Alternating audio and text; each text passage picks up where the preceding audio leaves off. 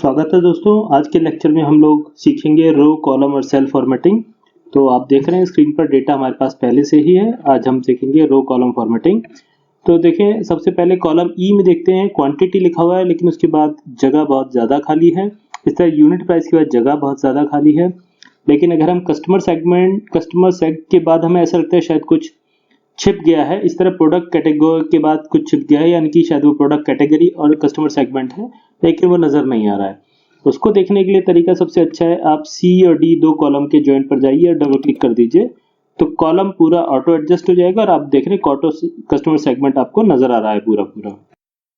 इसी तरह डी, ई और एफ, अगर हमें एक की जगह एक से ज्यादा कॉलम को एडजस्ट करना है तो सभी कॉलम्स को एक साथ जाकर टॉप पे जाकर उनके जहां पर डी, ई, एफ लिखा हुआ है नाम सेलेक्ट कीजिए और किसी भी एक कॉलम के जॉइंट पर जाकर डबल क्लिक कर दीजिए। सारे कॉलम ऑटो एडजस्ट हो जाएंगे। ठीक इसी तरह से हम रो में भी कर सकते हैं। आप देखें, रो नंबर 3 कुछ ज़्यादा चौड़ी है बाकी किसी के मुकाबले। इस तरह रो 4 भी ठीक नहीं है, थोड़ा रो 6 है, रो 7 है। इसके दो तरीके हैं, कॉलम की तरह रोज को भी जाके आप किसी भी रो को जाकर आप उसके निचले जॉइंट पर रो 5 और 4 में उसको इस तरह पकड़ के एडजस्ट कर सकते हैं। इस तरह रो 3 को भी हम एडजस्ट कर सकते हैं, लेकिन होता क्या है कि एडजस्टमेंट अगर हम मैनुअली करते हैं तो ठीक से नहीं हो पाता है जितना होना चाहिए बाय डिफॉल्ट। सबको एडजस्ट करने का बहुत सिंपल सा तरीका है, आप पूरी शीट को ही सेलेक्ट कर सकते हैं। यहाँ पर ऊपर टॉप पर जाएं, कॉर्नर में 1 और ए उल्टे लेफ्ट कॉर्नर पर, और यहाँ क्लिक करेंगे तो आपकी पूरी शीट सेलेक्ट हो जाएगी। पूरी शीट सेलेक्ट होने के बाद आप किसी भी रो के जॉइंट पर जाकर डबल क्लिक कर देंगे तो आपकी सारी रोज एडजस्ट हो जाएंगी ऑटोमेटिकली। दूसरा एक तरीका इसको करने का है, यहाँ पर आप देख रहे हैं सेल्स लिखा हुआ है, ये सेल्स, ये हमारा सेल्स फॉर्मेटिंग है जिसमें कि रो, कॉलम और सेल्स फॉर्मेट का है। इसको यूज करेंगे आगे की चीज सीखने के लिए। यहाँ पे देखें इंसर्ट है सबसे पहले। अगर जब हम इंसर्ट पर क्लिक करते हैं तो इंसर्ट सेल, इंसर्ट रोज, इंसर्ट कॉलम्स और इंसर्ट शीट्स है। तो कॉलम, अगर मुझे कॉलम इंसर्ट करना है तो उसके लिए लेट अस से हम ऐसे समझते हैं, यहाँ पर यूनिट प्राइस है, यूनिट प्राइस के आगे मुझे एक कॉलम इंसर्ट करना है, क्वांटिटी के बाद एक कॉलम इंसर्ट करना है तो मैं यूनिट प्राइस के ऊपर राइट क्लिक जाकर करूंगा और इंसर्ट करूंगा, एक नया कॉलम आ सकता है। और दूसरा तरीका ये है कि मैं इंसर्ट पर जाकर इंसर्ट कॉलम कर सकता हूँ, शीट के ऊपर एक और कॉलम आ जाएगा। इस तरह से अगर मुझे रोज इंसर्ट करनी है तो मैं एक रोज को सेलेक्ट कर सकता हूँ, जाकर और राइट क्लिक करूंगा और उसके बाद इंसर्ट और एक नई रो इंसर्ट हो जाएगी। या दूसरा तरीका है, मैं इंसर्ट पर जाकर इंसर्ट रोज करूंगा तो इंसर्ट रोज हो सकती है।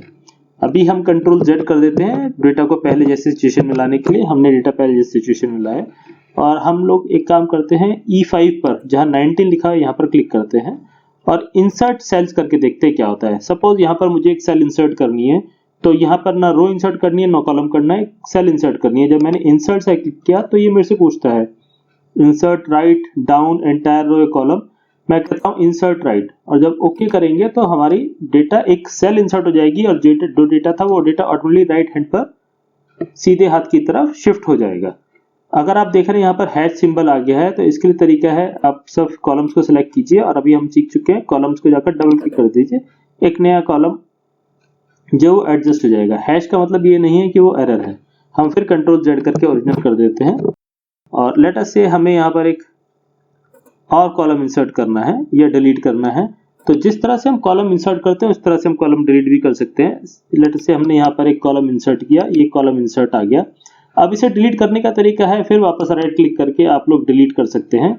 या मैं चाहता हूं कि मेरा कॉलम E और कॉलम G, मुझे प्राइस नहीं चाहिए तो मैं कॉलम E और कॉलम G को सिलेक्ट करता हूं तो कंट्रोल की दबाइए, E सेलेक्ट कीजिए, कंट्रोल की दबाइए, G सेलेक्ट कीजिए। अब दो कॉलम सेलेक्ट हो गए हैं और वहीं टॉप पर जाकर राइट क्लिक करके आप डिलीट कर दीजिए, दोनों कॉलम डिलीट हो जाएंगे। ओहो, अगर आपको लगता है कि आपसे गलती हो गई है तो कंट्रोल Z कर दीजिए, आपके दोनों कॉलम वापस आ जाएंगे। आपको सिर्फ कॉलम E ही डिलीट करना है, कॉलम E को सेलेक्ट कीजिए और डिलीट ऊपर यहाँ पर जाइए और डिलीट कॉलम कर दीजिए तो कॉलम डिलीट हो जाएगा। इसी तरह से कोई भी रो या कॉलम्स आप लोग सेलेक्ट और डिलीट कर सकते हैं। अब यहाँ फॉर्मेट पर जाते हैं, हम देखते हैं रो हाइट। हम एक कोई भी सेल को सेलेक्ट करते हैं, जैसे हमने यहाँ होम ऑफिस सेल C5 को सेलेक्ट कर लिया है। फॉर्मेट कहता है रो हाइट। जब हम रो हाइट इंसर्ट करते हैं तो हम एक सेल की हाइट अपने मुताबिक कर सकते हैं। सपोज आपको हाइट 25 mm चाहिए तो हम यहाँ पर 25 दबा देंगे और 25 के बाद ओके करते हैं तो पूरे रो की हाइट 25 हो जाएगी। इसी तरह से सेम में अगर मुझे कॉलम को भी इंक्रीज करना है तो मैं फॉर्मेट में जाके कॉलम विड्थ को क्लिक करूंगा और कॉलम विड्थ में कॉलम की लेट से हमें 30 करना है, हम इसको जाके 30 कर देते हैं और ओके करेंगे तो हमारे कॉलम की विड्थ इंक्रीज हो जाएगी। तो आपको रो या कॉलम की विड्थ इंक्रीज या डिक्रीज करनी है तो आप इसी तरह से इस फॉर्मेट को यूज कर सकते हैं। ऑटो फिट की हमने अभी ऑटो फिट सीखा था। ऑटो फिट का ऑटोमेटिक तरीका था, कॉलम को सिलेक्ट कीजिए और सी और डी पर जाकर डबल क्लिक कर दीजिए। दूसरा ऑटो फिट का तरीका यह है कि आप फॉर्मेट में जाइए और ऑटो फिट विड्थ कर दीजिए, ये ऑटो फिट हो जाएगा। लेकिन एक चीज का आपको ध्यान रखना है, अगर मैंने किसी कॉलम की जगह एक सेल को सिलेक्ट किया, जैसे कि कंज्यूमर C6 को सिलेक्ट किया और मैं यहां पर जाकर ऑटो फिट करता हूं, तो ऑटो फिट करते ये कंज्यूमर की फिटिंग का हो जाएगा। पूरा कॉलम जो है, पहले जैसे ऑटो फिट पूरा कॉलम नहीं होगा, सिर्फ वो सेल के हिसाब से फिट हो जाएगा। मुझे कॉलम के हिसाब से करना है तो उसका है डबल क्लिक कीजिए, तब ये कॉलम के हिसाब से होगा, वरना वो एक सेल के हिसाब से हो जाएगा और बाकी डेटा आपको ऐसा लगेगा छिप गया है। फिर यहाँ पर एक और देखते हैं, हाइड और अनहाइड। अब इस हाइड और अनहाइड को देखते हैं किस तरह से हम समझ सकते हैं। मान लीजिए हमारा यूनिट प्राइस है और हम यहाँ पर अपना एक और प्राइस सेलिंग प्राइस चाहते हैं, तो हम यहाँ पर सेलिंग प्राइस लिख देते हैं। इसको एडजस्ट करेंगे और मैं मान लेता हूँ मेरा सेलिंग प्राइस 220 है ना। होता क्या है कि हमने ये एज्यूम कर लेते हैं, हम नीचे तक सारा सेलिंग प्राइस लिखा हुआ है और ये सेलिंग प्राइस कुछ इस तरह का होगा कि ये यहाँ पर इस तरह से लिखा हुआ है, पूरे कॉलम को फिल किया हुआ है हमने। लेकिन होता क्या है कि मुझे सेलिंग प्राइस अपनी जानकारी के लिए चाहिए और मैं नहीं चाहता इसको कोई देखे, तो मैं इसको हाइड कर सकता हूं। इसके लिए मेरे को ऊपर जाके क्लिक करना होगा, पूरा कॉलम मैं सेलेक्ट करूंगा और मैं फॉर्मेट पर जाऊंगा और यहाँ पर क्लिक कर दूंगा अनहाइड और हाइड रोज या हाइड कॉलम्स। तो मुझे यहाँ पर हाइड कॉलम करना है। हाइड कॉलम करते ही मेरा पूरा कॉलम हाइड हो जाता है। इस तरह से मैं हाइड कर सकता हूँ। अनहाइड करने के लिए दो तरीके हैं मेरे पास, F और H आप देख रहे हैं, यहाँ पर ये जॉइंट है, जॉइंट पर जाकर डबल क्लिक कीजिए, वो अनहाइड हो जाएगा। दूसरा तरीका ये है कि हम दोनों को सेलेक्ट करते हैं, राइट क्लिक करते हैं और हाइड कर देंगे। फिर अनहाइड करना है तो फिर E और H को सेलेक्ट कीजिए और E और H के बीच में जितनी भी सेल है वहां पे जाके आप अनहाइड कर दीजिए, वो अनहाइड भी हो जाएंगे। तो इस तरह से हाइड और अनहाइड आप डेटा को कर सकते हैं। इसके बाद यहाँ पर आप देखेंगे रीनेम शीट। तो यहाँ पर मेरी शीट का नाम नीचे देख रहे हैं आप, रो और कॉलम लिखा हुआ है।